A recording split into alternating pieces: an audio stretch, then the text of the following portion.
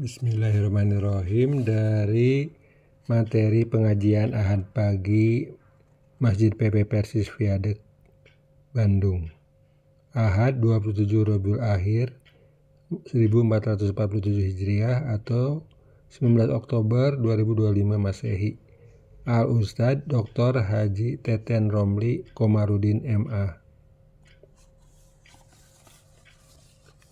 Judul: Jelajah Kehidupan Manusia Antara Amanah Kauniyah dan Amanah Syar'iyah. A. Pendahuluan. Sebagai makhluk yang Allah Azza wa Jalla ciptakan dengan sebaik-baik bentuk, ahsanul takwim, ahsanul kholikin, manusia termasuk yang mendapatkan fasilitas terlengkap di muka bumi. Dengan ditunjuknya sebagai khalifatullah fil ard, Quran Surat Al-Baqarah ayat 30, maka peran yang diemban minimalnya memiliki 3 tugas pokok: sebagai pemimpin bumi, pelaksana ajaran Zat Pencipta dan pemakmur bumi dengan segala disiplin ilmu yang dimiliki. Dengan bekal yang dianugerahkannya berupa cahaya langit, yakni nurus samawat atau wahyu, dan cahaya bumi, yakni nurul ard, yakni akal, maka manusia bisa menjalankan perannya menjadi penghuni bumi yang dijaya dan mendidayakan sesama manusia, serta sekaligus menjadi penghuni bumi yang patuh terhadap aturan Zat yang Maha Kuasa. Dengan ilmu yang turun dari langit, maka manusia bisa belajar banyak tentang maksud dan tujuan hidupnya, mengapa dirinya tercipta, serta untuk apa diciptakan, siapa yang menciptakan, dan bagaimana cara mengabdi kepada yang menciptakan, serta mensyukuri atas penciptaan. Karena itulah pengetahuan ini disebut ilmu maqasid. Sementara ilmu yang terlahir dari bumi dapat menghadirkan beragam pengetahuan manusia berupa ilmu perantara yang menyebabkan bumi menjadi hidup dan makmur dengan berbagai temuan pengetahuan atas kerja akalnya. Gunung tinggi bisa diteliti, lautan lepas bisa diseberangi, kandungan bumi bisa diolah dan dimanfaatkan, serta lainnya. Karena itulah pengetahuan tersebut disebut ilmu wasail.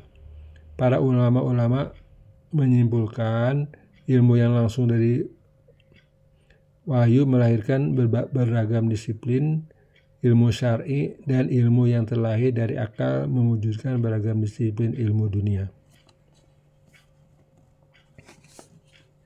B. Amanah kauniyah dan amanah syar'iyah. Segala penciptaan Allah Azza wa Jalla yang dengan kuasanya segenap makhluk memiliki perannya masing-masing. Langit-langit, bumi, dan gunung misalnya, yang merupakan benda ciptaan yang besar, makrokosmos, memiliki perannya dan cara bertasbih tersendiri sebagai makhluknya. Demikian pula manusia yang merupakan benda ciptaan yang lebih kecil, atau kosmos, memiliki peran yang sama di muka bumi dengan tambahan kewajiban mematuhi aturan yang tidak sama dengan makhluk lainnya. Dalam hal ini, Al-Hafiz Ibnu Katsir rahimahullah wafat 775 Hijriah menuturkan, Allah mengabarkan bahwa segala yang berada di langit dan di bumi, dari malaikat, manusia, jin, serta hewan, hingga benda mati, semuanya memahasucikan Allah. Lihat tafsir Al-Quranul Al-Azim. Sekalipun sama-sama bertasbih dan mengabdi kepada Yang Maha Pencipta, manusia dengan makhluk lain yang lebih besar tetap berbeda pertanggungjawabannya. Makhluk makro hanya menunaikan tugas amanah sesuai dengan peran kealamiannya atau amanah kauniyahnya. Sedangkan manusia sebagai makhluk mikro memiliki peran ganda.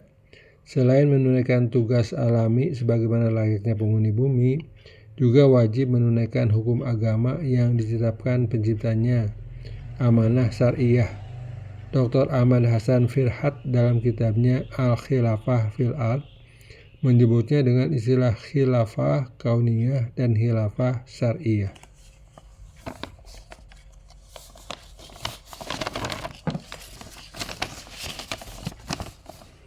C.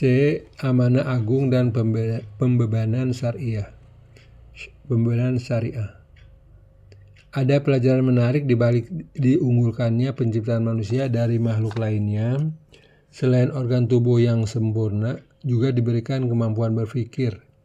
Namun di balik kelebihannya, terkadang manusia tidak menyadari bahwa semakin diberikan keutamaan dan kelebihan dari makhluk lain, semakin berat pula amanah yang diembankan terhadap dirinya. Itulah yang disebut pembebanan syariat at-takhlifus syar'i yang mesti dipikul dan dipertanggungjawabkan, yakni menerima segala perintah Allah Azza wa Jalla dan menghindari semua larangannya.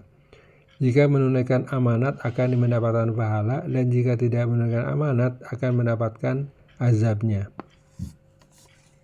Potret yang ada pada diri manusia ini telah diingatkan oleh Allah Azza wa Jalla dalam firman-Nya yang artinya, sesungguhnya kami telah mengemukakan amanat ini kepada langit-langit, bumi, dan gunung-gunung. Maka semuanya enggan untuk memikul amanat tersebut dan mereka khawatir akan mengkhianatinya. Lalu dipikullah amanat itu oleh manusia. Sesungguhnya manusia itu teramat zolim dan teramat bodoh. Al-Ahzab ayat 72. Sebagaimana dijelaskan para ulama tafsir, amanah yang dimaksud dalam ayat ini adalah amanah agung yang dianugerahkan kepada manusia sebagai khalifahnya di muka bumi, baik dalam perkara kepemimpinan, tata kelola bumi, dan pemeliharanya, juga mengejawantahkan hukum-hukum Allah di bumi tersebut. Lihat Imam Asyuti dan Imam Al-Mahili dalam tafsir Al-Jalalain. Dengan demikian, dijadikannya Nabiullah Adam alaihissalam sebagai khalifah di muka bumi merupakan pelajaran yang tidak kecil nilainya bagi generasi manusia berikutnya. Untuk menjadi pemimpin bumi bukanlah perkara yang mudah, melainkan ada ragam syarat yang wajib dipenuhi dan ditunaikan. Manusia senantiasa dituntut melaksanakan segala perintahnya dengan menjauhi segala larangannya. Semua itu dalam rangka menghormati, menjunjung tinggi, mencintai, dan mengagungkannya. Lihat Syekh Muhammad Al-Ahadi Al-Misri dalam Al-Ma'alimul Istiqatil Kubro As-Sunnah wal Jamaah. Zaluman jahulan sumber kerusakan hidup manusia. Dua sifat yang menyebabkan rusaknya kehidupan manusia sehingga mereka berkhianat terhadap amanah syariah yang telah menjadi beban hukum yang diemban manusia adalah bersikap zalim atau zaluman dan suka bertindak bodoh atau jahulan. Menurut Syekhul Islam Ibnu Taimiyah rahimahullah dalam karya tafsirnya bahwa manusia itu sulit memikul amanat yang Allah bebankan. Orang yang bodoh tidak tahu dirinya berbuat zalim, sedangkan orang yang zalim adalah orang yang hakikat kebodohan dan menghalanginya untuk meraih ilmu. Berkaca pada pembagian dimensi amanah yang dipaparkan Imam Fakhruddin Ar-Razi dalam karya monumentalnya Kitab At-Tafsirul Kabir, maka semakin terang bahwa menunaikan amanah itu merupakan sikap asasi bagi kehidupan manusia. Lepasnya sikap amanah dari diri seseorang berarti membuka ladang petaka yang membinasakan. Adapun dimensi amanah yang dimaksud adalah sebagai berikut. Pertama, amanah manusia untuk penciptanya. Menurutnya, ketahuilah bahwa pembahasan ini cukup luas, termasuk juga di dalamnya amanah terhadap lisan. Hendaknya tidak dipergunakan untuk berbohong, berbuat ghibah, mengadu domba, berbuat kekufuran, berbuat bid'ah, berbuat keji, dan selainnya. Begitu juga amanah terhadap mata, hendaknya tidak dipergunakan untuk melihat sesuatu yang haram. Selain itu, ada amanah terhadap pendengaran, hendaknya tidak dipergunakan untuk mendengarkan suara yang melalaikan dan dilarang. Nada-nada yang mengandung kekejian, kebohongan, dan lain sebagainya. Demikian juga berlaku untuk semua anggota badan lainnya. Kedua, amanah manusia sesama manusia dan makhluk lain. Menurutnya, termasuk contoh amanah yang berhubungan dengan manusia adalah perkara Rasulullah SAW ketika mengembalikan kunci Ka'bah kepada Utsman bin Tolhah Begitu juga amanah seorang istri kepada suami untuk menjaga kehormatannya dan tidak hidup bersama suami dengan membawa benih anak dari laki-laki lain. Dalam hal ini maksudnya adalah sampai dipastikan telah selesai masa iddahnya. Ketiga, amanah manusia untuk dirinya sendiri. Menurutnya, adapun bagian ketiga, yakni amanah seorang manusia terhadap dirinya sendiri.